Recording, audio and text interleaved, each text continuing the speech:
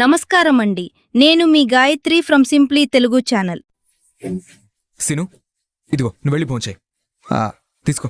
సరే బాబు, మీ ఇద్దరు కూడా భోంచేయరు. ఏంటానంది, ఇంకా పాప వాళ్ళ అమ్మ గురించి ఆలోచిస్తున్నావా? అవునండి, ఏమైనా అయ్యుంటే ఏంది పరిస్థితి? అమ్మ అంటే కేవలం పిలుపు మాత్రమే కాదండి, గది ప్రతి ఒక్కరికి జీవితం. ఓ వయసు అయిపోయిన తర్వాత తల్లిదండ్రులు చచ్చిపోతే గది కాలధర్మం అనుకుంటాం గాని, కాలం తీరని తల్లిదండ్రులు కళ్ళ ముంగటే చచ్చిపోతేనో, లేకపోతే వాళ్ళ చావుని మనం ఆపలేకపోతేనో పడే బాధ ఉంటుంది చూడండి. గది జీవితాన్నే కోల్పోయినట్టు. ఈరోజు మా అమ్మని కాపాడుకునే పరిస్థితి నాకు లేకుండా పోయింది. గట్లనే ఆ తల్లిని కాపాడుకునే పరిస్థితి ఆ పాపకి ఉన్నా కూడా గా చిన్న వయసు సహకరించలేదు. గా పాప నన్ను హక్ చేసుకుని థ్యాంక్స్ చెప్పింది.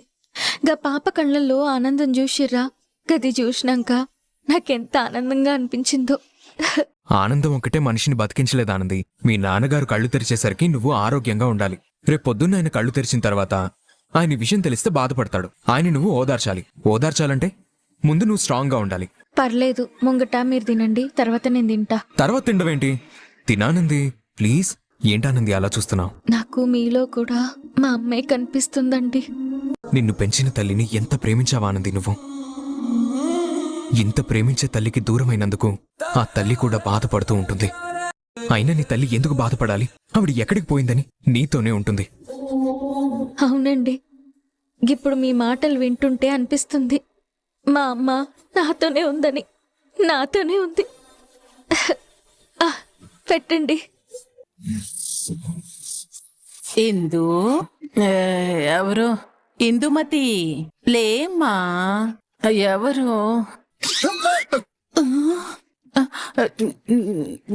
నువ్వేంటి నాలా ఉన్నావు? ఎవరివే నువ్వు? అచ్చ నాలాగే ఉన్నావు. నేను నీ అంతరాత్మని. నా అంతరాత్మ?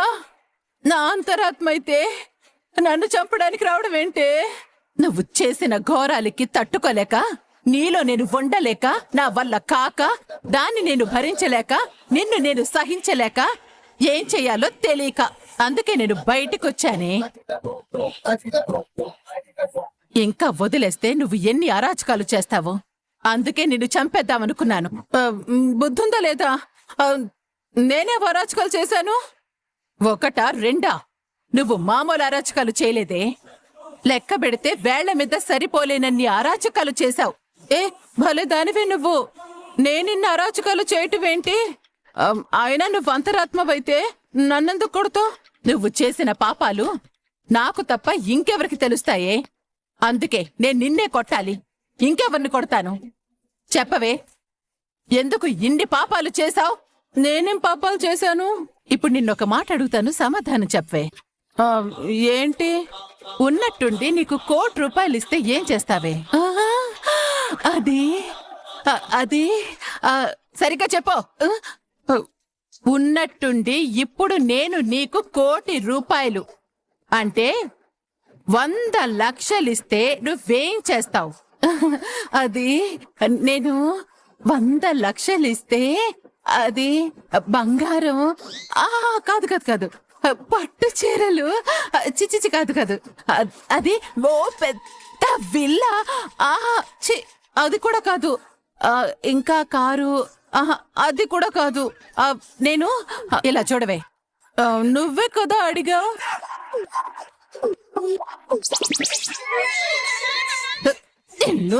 అయ్యో అయ్యో వదలు.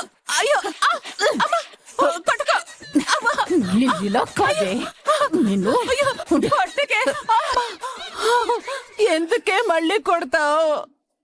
₹1,00,00,000 ఇస్తే ఏం చేయాలో తెలియని నువ్వు ఇన్ని 100 కోట్ల ఆస్తిని దక్కించుకోవడం కోసం ఇన్ని ప్రాణాలు తీస్తావా? నేనేం ప్రాణాలు తీసాను? నువ్వు చేసినవి మామూలు పాపాలేంటే? ఈ ఆస్తిని దక్కించుకోవాలని దొంగ లెక్కలు వేశావు కదా. నీ భర్తేమో వేరే ఆడదాని మెళ్ళో తాళి కట్టకుండా ప్రేమ పేరుతో దానికి కడుపు చేసి బిడ్డని కంటే దాన్నేమో ఇంటికి తీసుకొచ్చారు. ఆ తర్వాత జడ్జి గారు మిమ్మల్ని బయటికి గెంటేశారు. జడ్జి గారు మిమ్మల్ని ఇంట్లో నుంచి బయటకు గెంటేశారనే పగతో మీరు మళ్ళీ జీవనని ఓ ప్రమాదం నుంచి కాపాడుతున్నట్టు నటించి మళ్ళీ ఈ ఇంట్లో అడుగు పెట్టారు. సరే, అడుగు పెడితే పెట్టారు. వారసురాలిగా ఉంటే ఆస్తి మొత్తం పోతుందనే భయంతో ఆ వారసురాల్ని దూరం చేయడం కోసం ఆ కర్పగం అనే దాన్ని వాడుకుని ఆ వారసురాల్ని కిడ్నాప్ చేయించారు. ఆ వారసురాల్ని కిడ్నాప్ చేయించడం అదో పాపం. ఒక ఆడపిల్లతో ఉన్న నీ భర్త ప్రియురాల్ని నిర్దాక్షిణ్యంగా ఇంట్లో నుంచి బయటికి గెంటేసి దాని ఉసురు పోసుకున్నావు, అదో పాపం. దాని తర్వాత కుట్టిని చంపాలనుకున్నారు. అది ఎలాగోలా ఇంట్లో నుంచి తప్పించుకుని బయటికి పోయింది. ఆ తర్వాత మంజీరా అనే ఒక దాన్ని తీసుకొచ్చి ఆ పిల్లని కిడ్నాప్ చేసి బయటికి పంపించాలనుకున్నారు, అదొక పాపం.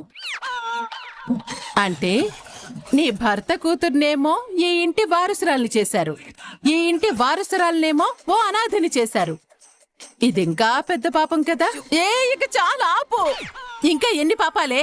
ఓ, అసలు వేళ్ళు కూడా సరిపోవడం లేదు లెక్క పెట్టడానికి. ఇన్ని పాపాలు చేసావు కదే.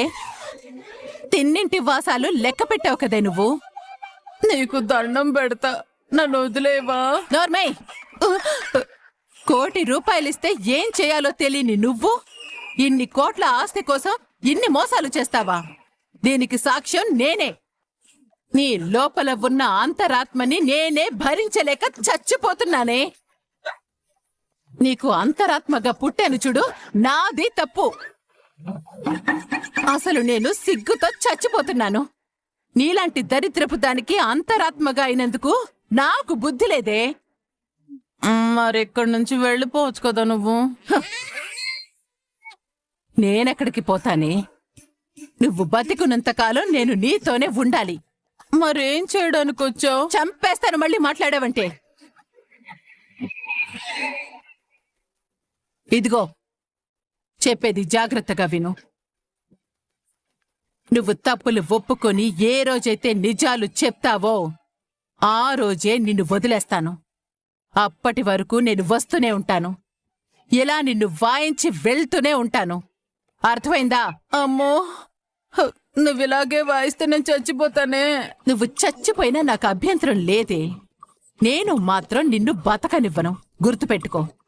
ఉంటా. అయితే వెళ్ళిపోతున్నావా? ఉత్తిగానే ఎందుకు పోతానే? ఫైనల్ స్ట్రోక్ ఇవ్వాల్సిందేగా.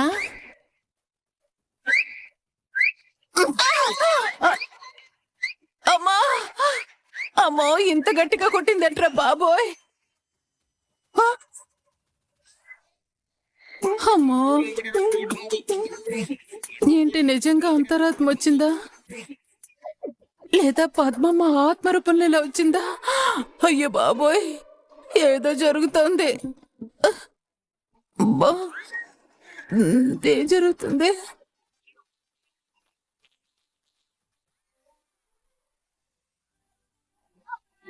అమ్మా, ఇవి మీరు తినండి, వీటిని ముట్టుకోవద్దు.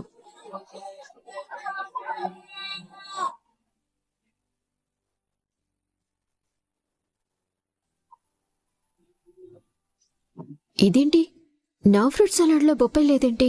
పెట్టొచ్చు కదా, తిందాం. నాకు బొప్పాయి అంటే చాలా ఇష్టం కదా.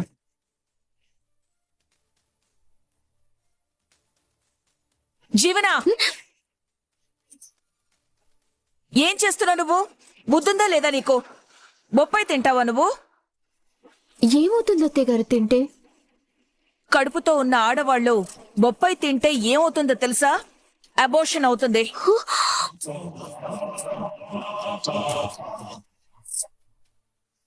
నాకు తెలియదు అత్తయ్య గారు.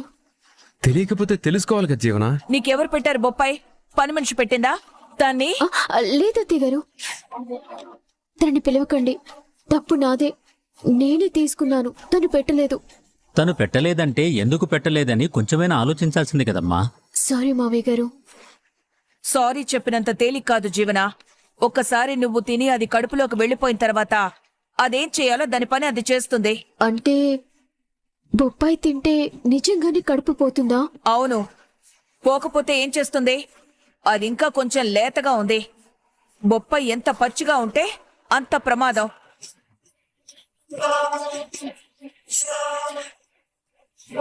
అందుకే తొలిసారి నీళ్లు పోసుకున్న ఆడవాళ్ల దగ్గర పెద్దవాళ్లు ఉండాలి అంటారు.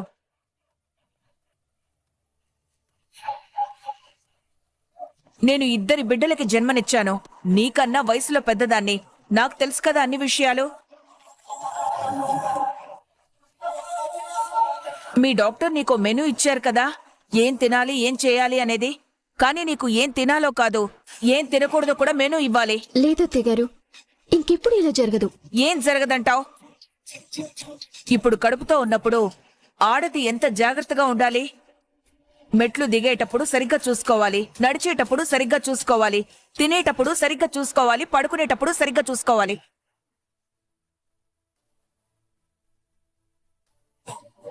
ఒకటి కాదు, 2 కాదు, 9 నెలలు నువ్వు పూర్తి చేసుకుని బిడ్డ బయటకొచ్చి నిన్ను అమ్మ అని పిలిచే వరకు ప్రతి క్షణం జాగ్రత్తగా చూసుకోవాలి.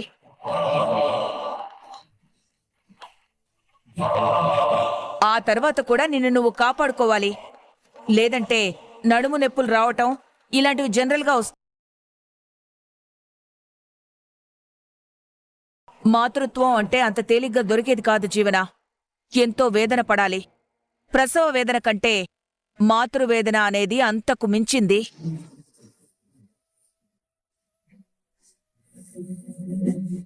కేవలం బిడ్డకి జన్మనివ్వటంతో సరిపోదు. బిడ్డ కడుపులో పడ్డ దగ్గర నుంచి తనకి ఓ 10 ఏళ్ల వయసు వచ్చే వరకు మనకి బాధే.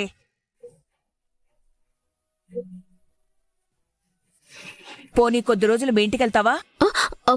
వామ్మో, కొద్ది రోజులు నేను ఇంటికి పోతే ఎలాగా? నా ఎండి పోస్ట్ పోదు.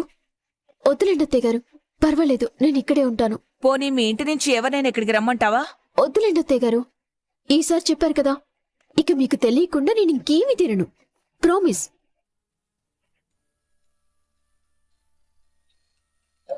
పార్వతమ్మా, తను కడుపుతో ఉన్న మనిషి కదా, ఈ రోజు నుంచి ఏం తినాలి ఏం తినకూడదని నేను చెప్తాను. నేను చెప్పినవి మాత్రమే పెట్టు. అలాగేనమ్మా.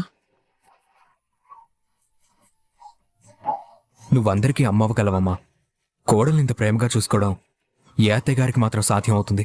ఏరా, నన్ను పొగుడుతున్నావా? లేదమ్మా, నీలో ఉన్న మంచి లక్షణాల్ని గుర్తు చేస్తున్నాను. సరే, నేను వెళ్ళొస్తాను. ఎక్కడికి రా బయలుదేరావు? హాస్పిటల్కా? అవును నాన్న, ఆనంది అక్కడే ఉంది కదా. ఒరే, సింహాద్రి కళ్ళు తెరవలేదు కదరా. రాత్రి పగలు అక్కడే ఉంటారా? ఆనందిని వచ్చేమనొచ్చు కదా. అదేంటమ్మా, అసలే అమ్మపోయిన బాధలో ఉంది. ఈ టైంలో తన్ని ఎలా రమ్మని అడుగుతాను? అది పద్ధతి కాదు కదా. నాకైనా బాధ్యత ఉండాలి కదా. లేదురా, బాధ్యత ఉండకూడదని కాదు, బాధ్యత పేరుతో మన ఆరోగ్యాలు పాడవకుండా చూసుకోవాలి కదా. పర్వాలేదమ్మా, మామయ్య గారు స్పృహలోకి రావాలి. అప్పటి వరకు మాకి భయం పోదు. ఇప్పుడు తనకెలా ఉంది? ఇంకా అలానే ఉన్నారమ్మా. సరే, ఉంటాను. రే, మరి తినడానికి ఏమైనా తీసుకెళ్ళు. హాస్పిటల్లో క్యాంటీన్ ఉంది కదా, అక్కడ తీసుకుంటానమ్మా. సింహాద్రి ఎప్పుడు స్పృహలోకి వస్తాడో ఏంటో. అప్పటి వరకు వీళ్ళకి బాధలు తప్ప. నిన్నిట్లా చూసుడు నా వల్ల అయితలేదు నాయన. అమ్మ పోయిందన్న బాధ, నువ్వు గిట్లున్నావన్న బాధ. నేను గీ బాధల్ని మోయలేకపోతున్నాను నాయన. నువ్వు జల్దీ కళ్ళు తెరవాలి, కళ్ళు తెరవాలి నాయన.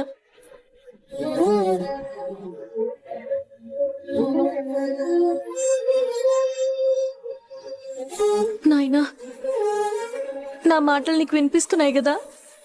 నాయనా, నేను నీతోనే మాట్లాడేది. నా మాటలు నీకు వినిపిస్తున్నాయా లేదా?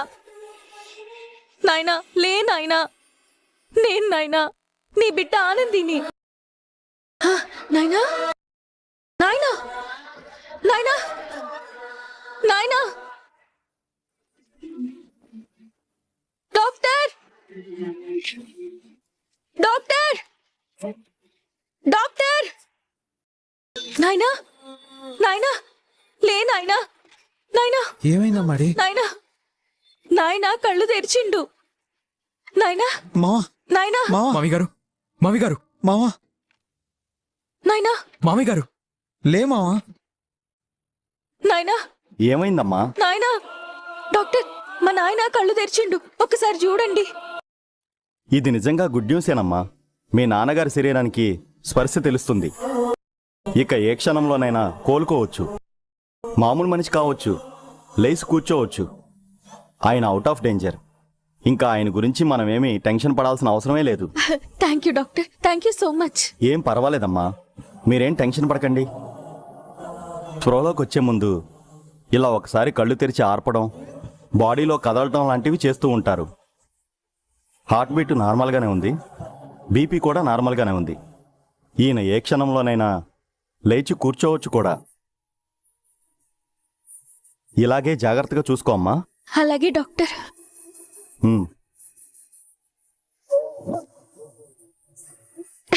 నాయనా, నాయనా, ఆదిత్య గారు, నాయనకేం కాదంట. సీను, డాక్టర్ గారు ఏం చెప్పిరో విన్నావు కదా, నాయనకేం కాదంట. నాయన తొందరలోనే కోలుకుంటాడంట, ఏ క్షణంలోనైనా లేచి కూర్చుంటాడంట. నాయనా, నీకేం కాదంట. నాయనా, నీకేం కాదు. నాయనా, నీకేం కాదు. Anandi Anandi, please control your self. మావయ్య గారు ఇప్పుడే కదా కోలుకున్నారు. మనం ఇది ఆనందించాల్సిన విషయమే, కానీ మనం ఇలా మాట్లాడటం వల్ల మావయ్య గారు డిస్టర్బెన్స్ ఫీల్ అవ్వచ్చు. తనకిప్పుడు కంప్లీట్గా రెస్ట్ కావాలి. పద, మనం వెళ్ళి బయట వెయిట్ చేద్దాం. దా పద మాడి. ఆనంది, నువ్వు ఇక్కడే ఉండు, నేను వెళ్ళొస్తాను. యాడికండి? ఈరోజు కొన్ని చిప్పులు డెలివరీ ఇవ్వాల్సి ఉంది కదా. అవును కదా. ఇంతకుముందు మనం తయారు చేసిన చిప్పులు వాటికంటే ఈసారి ఫర్మ్వేర్ని కొంచెం బెటర్ వర్షన్కి అప్డేట్ చేయడం జరిగింది. వాటి గురించి కొద్దిగా ఎక్స్ప్లెయిన్ చేసి ఆ చిప్పులు ఇచ్చేసి వస్తాను. నేను బయలుదేరుతాను ఆనంది. గట్లనే ఆదిత్య గారు, జాగ్రత్త.